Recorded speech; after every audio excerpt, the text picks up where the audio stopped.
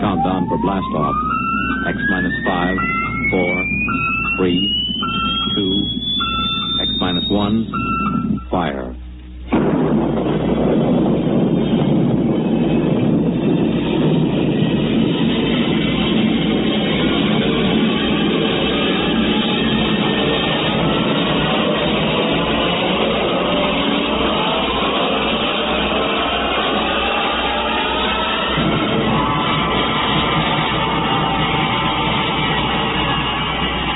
From the far horizons of the unknown come transcribed tales of new dimensions in time and space.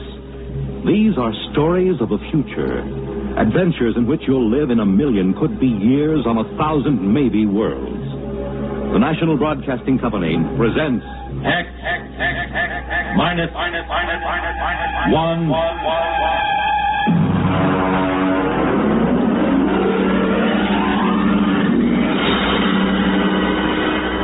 Tonight, Bad Medicine by Finn O'Donovan.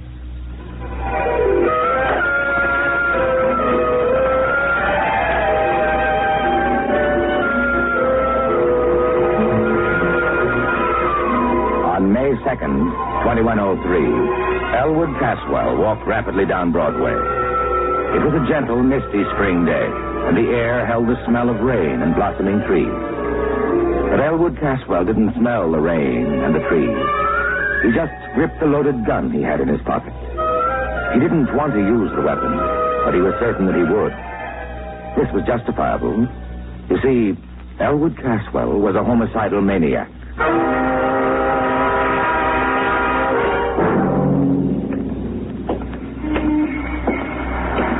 Why shouldn't I kill him? Hey, look out. Where? Oh, sorry, sir.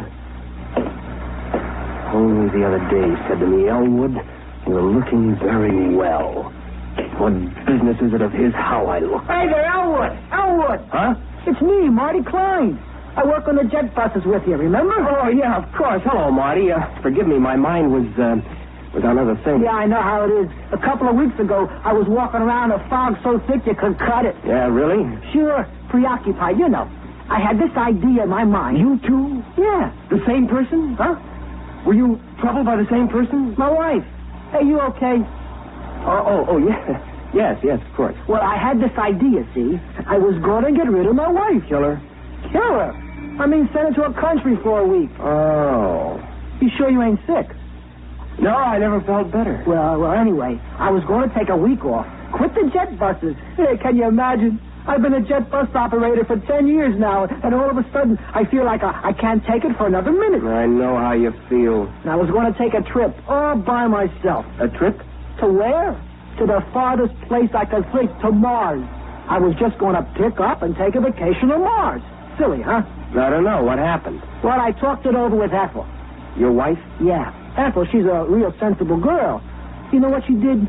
No, am I supposed to? Well, Ethel went right down to that home therapy appliance store, and she says, you got a home therapy machine that'll cure my husband of this idea he can't stay on the jet buses? I've heard that those machines aren't perfected. They got him licked now. So, okay, she describes the trouble, and next day they deliver this thing, and boom, I plug it in, see? And a voice talks to me. He starts asking me questions. Yeah, what kind of questions? All kinds. Things I wouldn't even tell my own mother. You told the machine? Why not? It's only a machine. Yeah, I see your point. Well, then the machine starts to tell me a few things. And before I knew it, inside a week, I'm cured. Now, I can't wait to go back driving the jet buses. You don't say. So that's why I say I know how it is to have one thing on your mind all the time like that. This machine, what did it cost you? That's the beauty part of it. My Ethel, boy, she's a smart girl. After a week, she sends it back, see? She says it don't work, so all we lose is the deposit. I see. Well, I gotta get back to work now. Hey, ain't you working the jet buses today? Huh? No, I'm off today. Well, I'll see you, Elwood. Yeah, see you, Marty. What was the name of that place? Where they sell the home therapy machines. Yeah. Home therapy appliances. It's right down Broadway, about 2 blocks from here. So long, Elwood. Perspiring freely, Elwood Caswell continued down Broadway toward 43rd Street. His friend Magnuson would be finishing work soon, returning to his apartment less than a block from Caswell's.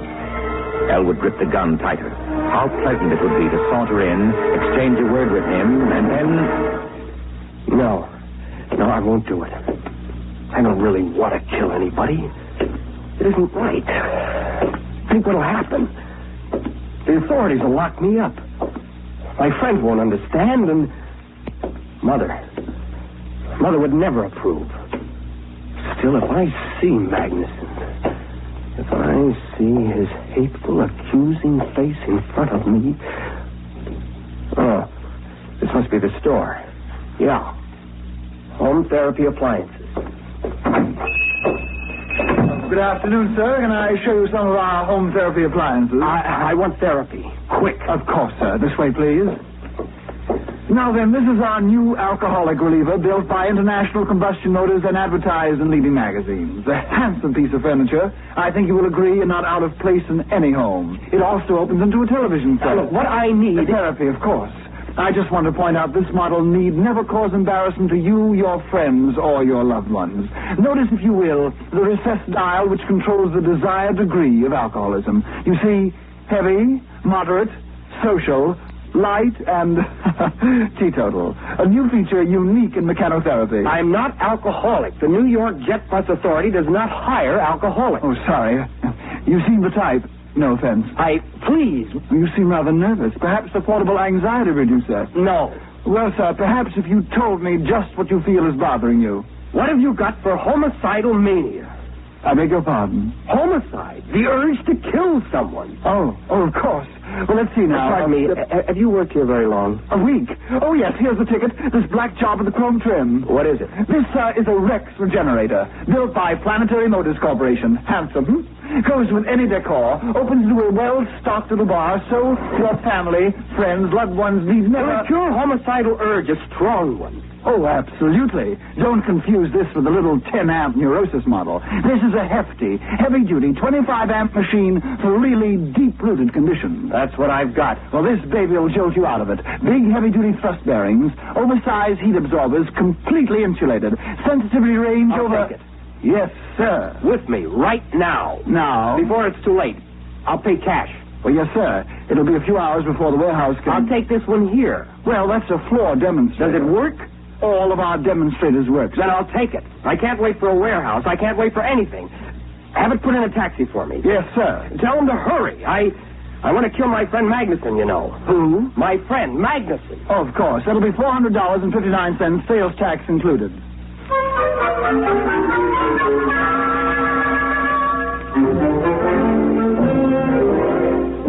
After Elwood Caswell left the store, the clerk, whose name was Haskins, smiled to himself and lighted a cigarette. He had made his first sale. He inhaled. Haskins? Yes, Miss Follansby? Smoking. I asked you to rid yourself of that filthy habit. Immediately, Mr. Follansby. I'll use one of those display model denicotinizers at once. By the way, I just made a rather good sale, sir. Oh, really? Yes, sir. One of our big Rex regenerators. Well, now, it isn't often we... Wait a minute. Where's the floor model? Well, sir, the customer was in an awful hurry. He was going to kill his friend. You gave him the floor model? Yes, sir. Was there any reason why... Oh, grief, Haskins. Didn't I inform you we never sell a floor model? But, sir... Good heavens, I've got to get to him. What was his address? Address? His name, then. Well, he didn't say. Then his check. He paid cash. You mean you just let him pick up the machine and walk out? Well, sir, he paid cash. He was homicidal, you say? Yes, sir. His friend... I don't care about his friend. Get the police. No. Call the Planetary Motor Security Division. Quick. Yes, at once. Well. Excuse me, Mr. Follansby. What will I tell them? Tell them, you fool. Tell them that one of our customers accidentally got that display regenerator they sent us. The one they shipped by accident. That we're going to replace it tomorrow. Yes, sir. The one they shipped by accident. Will they know? If they don't be more explicit, tell them we've sold the Martian model. The one for treating psychotic Martians.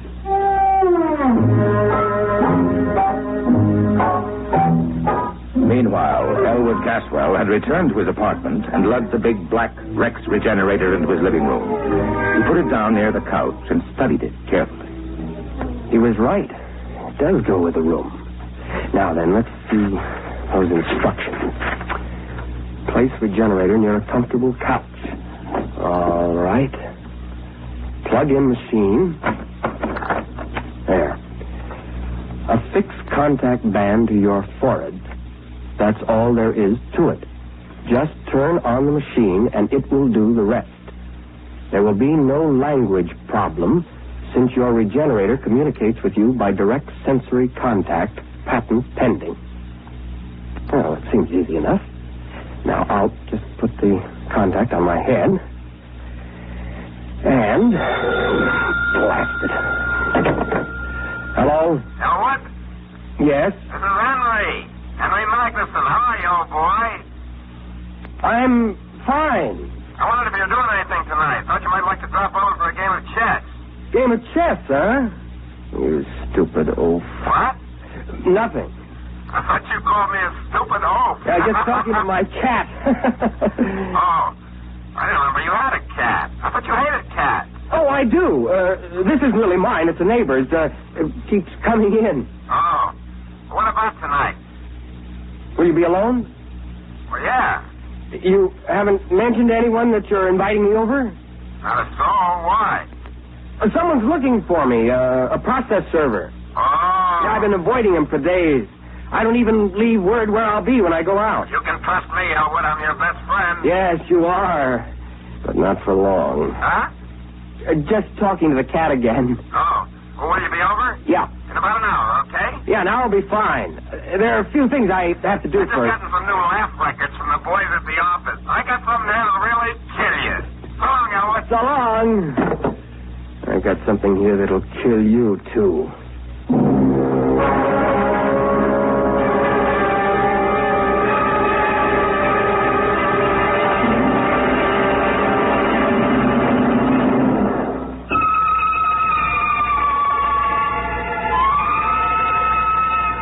Taking the revolver from his pocket, Elwood laid it on the table in front of him. His face became suffused with hatred at the thought of Magnuson. He poked at the gun with a stiff forefinger. Magnuson, you no-good, shifty-eyed enemy of all that's decent in the world. The man who ruined my sister Irene. The man who... Wait a minute, Elwood. You have no sister, remember? No sister. Now, before you go off and commit murder, why not just try that machine just once, huh? Turn it on. Okay, now reach over and...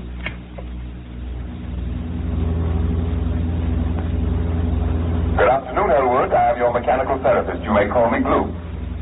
Gloop? You seem surprised. It is a perfectly common name here on this planet. Gloop, of course. I've heard it many times. Now then, I am scanning the material in your preconscious with the intent of synthesis, diagnosis, prognosis, and treatment. Yes? I find... This is a most unusual case. Really? I thought it was simple homicidal mania. There is, of course, no such thing. You are obviously hallucinating a set of symptoms. Nonsense syllables to enable you to avoid the real problem. Oh? A most unusual set of symptoms, I must say. Your pilot light seems to be fading. My light is not fading. I am merely trying to relate your symptoms to proven theory. Well, as long as you know what you're doing. Mechanotherapy is an exact science, Elwood. It admits of no significant errors. We will proceed. Good. First, the word association test. Fire away. I will proceed to give a word. You answer with the first thing that comes to your mind. Ready? Ready. House. Home. Planet. Earth. Just musing. Now, Fleeful. Fleeful. Fleeful. That sounds like a Martian word. Just give me a response. Fleeful, Okay. I can make them up, too. Marfouche. That's a pretty good one, huh? Made it up in the spur of the moment. Marfouche is very significant. It is a corruption of the Martian concept of push-clip. Very significant. I don't know any Martian words. Aha, noteworthy. We will proceed. Loud. Soft. Green. Mother. Panagoyas. Asamasanga. How's that one? At ease. Nexosesmadrustica. Top that. Catif of snow-hell gnoptices. Okay. Rigamoo, Kalamazoo, Iggity-bibbity-boo. Good. It fits the pattern. Pattern? Your neurosis. I can diagnose it now. Go on. You have a classic case of theme desire, complicated by strong dwarfish intentions. I could have sworn I was homicidal. The term has no reference. It must be rejected as nonsense. Now, if you'll just settle back on the couch, we'll proceed.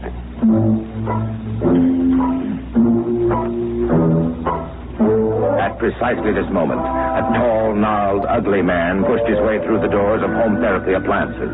His clothing, unpressed and uncaring, hung on him like corrugated iron.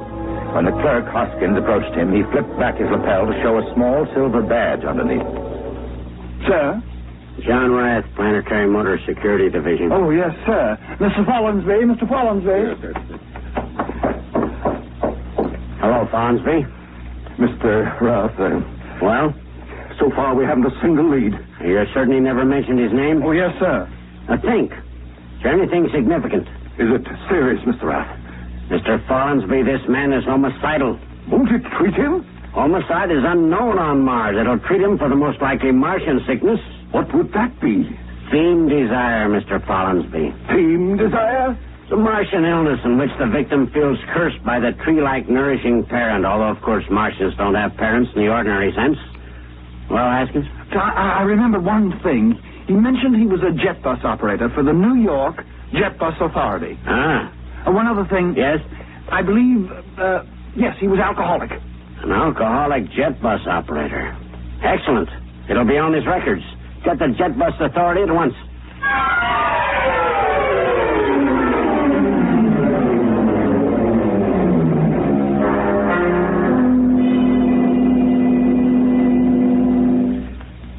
But surely, Elwood, you remember your Gorisy. No. Tell me then about your juvenile experiences with the Forrestrian fleet. Never had one. Complete blockage. My father... There is no such thing, of course. But... I thought we'd finally agreed on that. Okay, if you say so. Now then, since you claim you don't even know what a Gorisy is, tell me what you imagine it to be. A forest fire. A salt tablet? A small screwdriver? Am I getting warm? A revolver? What the heck is a Gorisy? Why, the tree that nourished you into puberty. No tree nourished me. You have completely repressed the experience. No tree ever nourished me. Mr. Caswell, let me try to explain your case as best I can.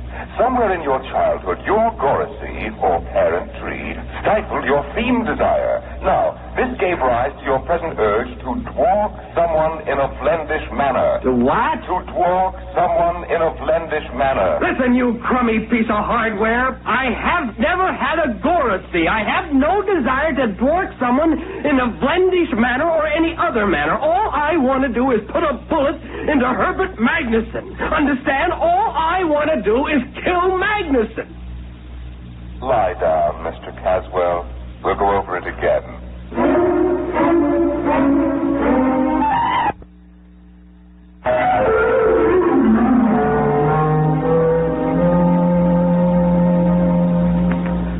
My dear man, I'm not trying to insinuate that the Jet Bus Authority hires alcoholics. If you will just... Any luck? It's a dead end. Now, Haskins. Yes, sir. A man's life may be at stake here. Now think. Was there anything else this fellow said to you? Anything? Well, he did mention the name of his friend. Of which friend? The one he was going to kill. The one he... Why didn't you say so? Now, what was it? Magnuson. You sure? That's it. He said, I'm going to kill Magnuson. You know, just casually like that. Follinsby, see if there's a Magnuson in the Manhattan phone book. Now, hurry it up.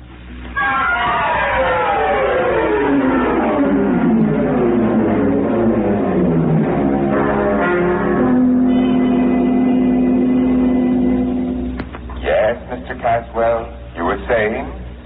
Well, Something about your Gorisy? yes, I was saying I think perhaps you're right. Naturally. But right about what, Mr. Caswell? Well, I think perhaps... Yes, I think perhaps I do remember my Gorisy. Ah, now, Mr. Caswell, we're on the road to a cure.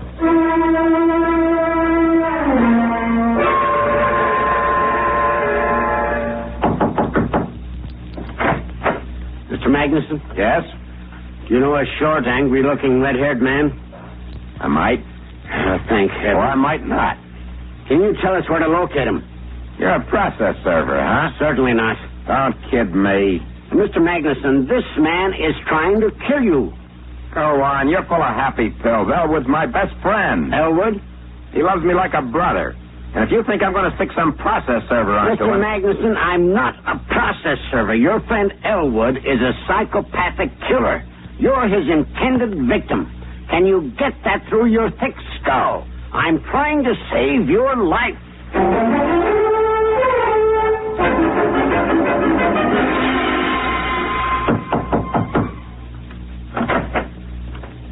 Yes. You're Elwood Caswell? Yes. The Elwood Caswell who bought a Rex regenerator early this afternoon? Yes. Won't you come in? Thank you. My name is Rath, Planetary Motors. Nice to meet you. Have you used the machine? Oh, yes. I see. Now, Mr. Caswell, I don't know how to explain this, but we made a terrible mistake. The regenerator you took was a Martian model for giving therapy to Martians. I know. You do?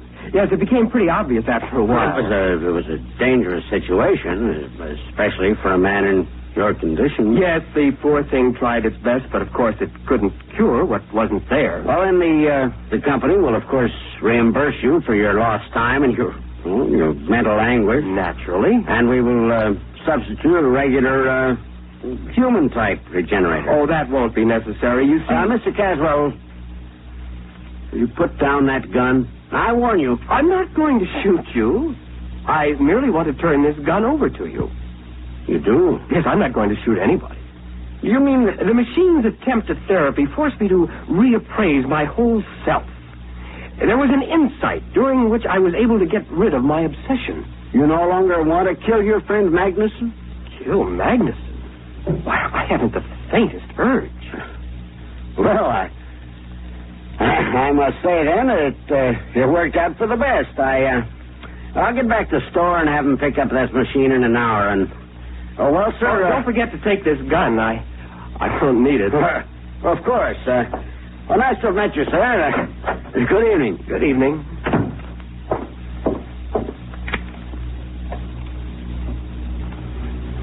Did you hear that?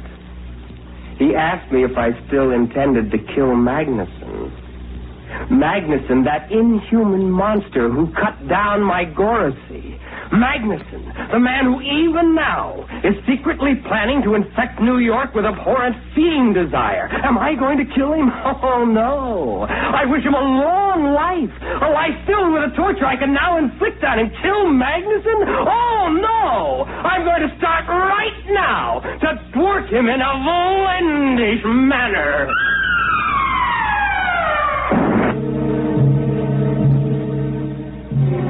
X-1 has brought you Bad Medicine, a story by Finn O'Donovan and adapted for radio by George Leppard.